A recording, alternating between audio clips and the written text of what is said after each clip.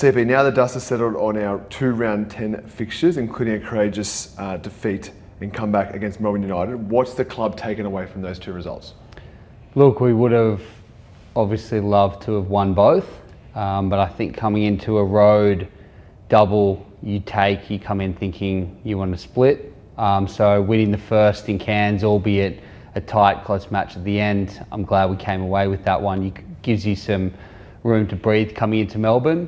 And I think we found ourselves in a bit of a hole in that game. I'm really happy that we fought back, but I think it comes down to obviously some execution late game and wanting to see some ways that we can improve and find those wins in the future. How's training been since those results on the weekend? Good. We've had a good week. Unfortunately, we're battling some injury and illness. But again, I think there's some good teaching moments we can take away from the weekend that we're using this week and look to prepare for New Zealand. The team, as you mentioned, New Zealand, team's on the road again, heading to Wellington to face the Breakers on Saturday. Obviously, this has been a significant stretch with so many games away from Kudos Bank at the moment.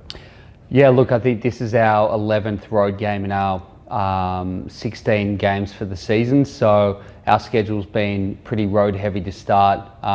New Zealand's always a tough place to win in. They've got great fans, it's going to be loud. We're lucky enough that it's in Wellington, that it's Isaiah's homecoming, so we're hoping that there's going to be some Kings fans in the crowd there. But yeah, look, we've had an interesting start, so I think we can see the light at the end of the tunnel coming into December and January, where we've got a string of home games, but right now we're just trying to keep our head above water with all these road games. They're coming in with 2 losses themselves, the Breakers. What's the keys to getting the win on Saturday?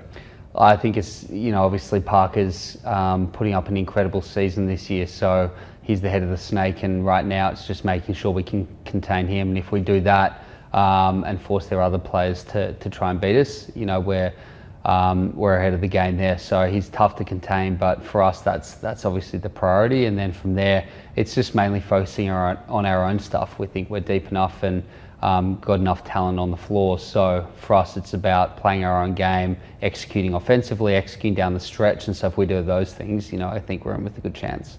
Thanks, CP. Thank you.